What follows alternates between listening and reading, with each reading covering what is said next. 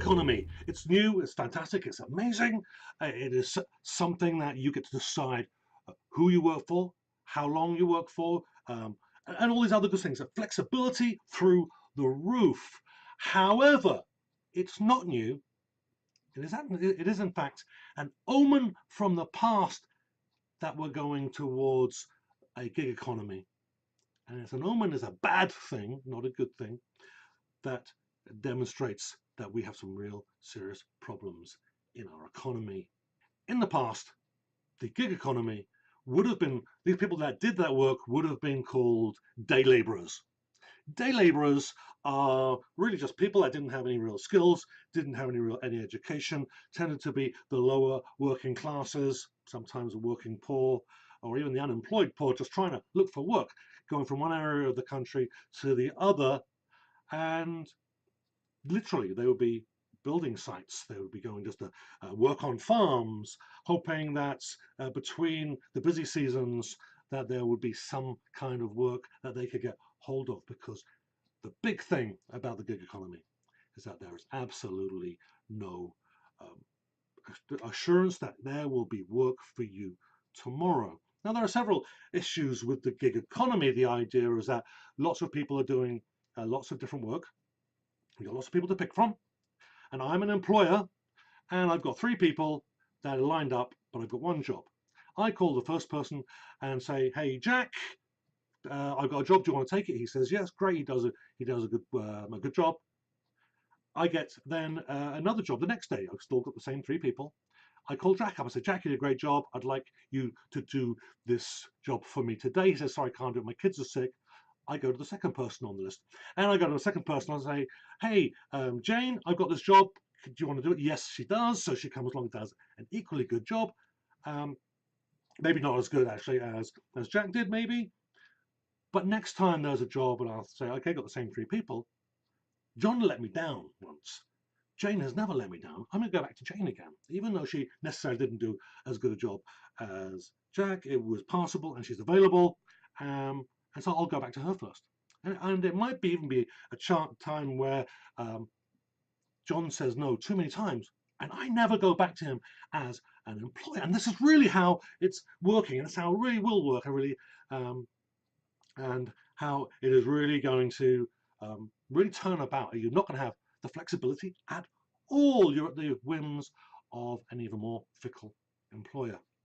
Now, I say it's an omen from the past because history is resplendent with examples of the poor people, the poorest of the poor, having to wander from village to village, from town to town, from country, even country to country, looking to scrape a living together so that they can just eat, let alone have somewhere to sleep.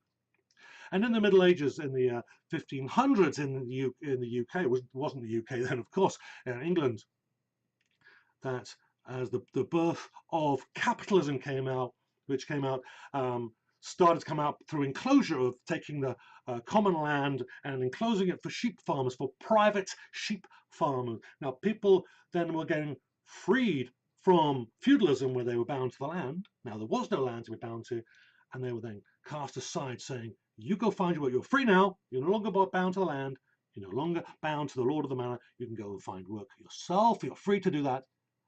But there was no work, and so we had probably hundreds of thousands of people wandering around the British Isles, from town to town, street, village to village, looking just for that work, competing not with other companies, but competing with fellow workers just so that they could work. And if this gig economy continues to take a hold, then we could be in a situation where many people are even more desperately looking for work.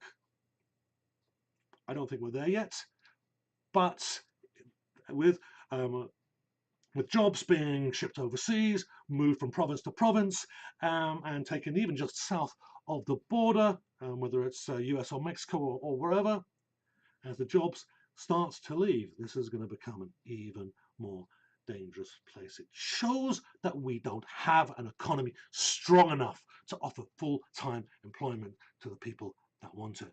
It's an omen. And I don't do predictions very often because I usually get them wrong, but this one, there's historical precedent. And the fact that we've got lots of people looking for work and having no real option, many of them, than to take part in this gig economy where they're getting ripped off day to day. Well, I think that's kind of speaks to itself. We'll see if that comes to pass, but it absolutely is an omen. Something very rotten is happening to the world's economy, because when you have to compete against fellow workers to actually just to make a living, then you're not really making a living. It is a bad omen, the gig economy. If it was just a small section of the population doing it, there are lots of people that can benefit from it. But when it becomes broader and wider, and we're getting more and more desperate for work, it really is a sign the economy is about to collapse. Little Green Man. This is the back door to the Manitoba legislature. Now, if you hit the subscribe button now, hit the notification bell, then you won't be surprised when they try to stick something up your back door.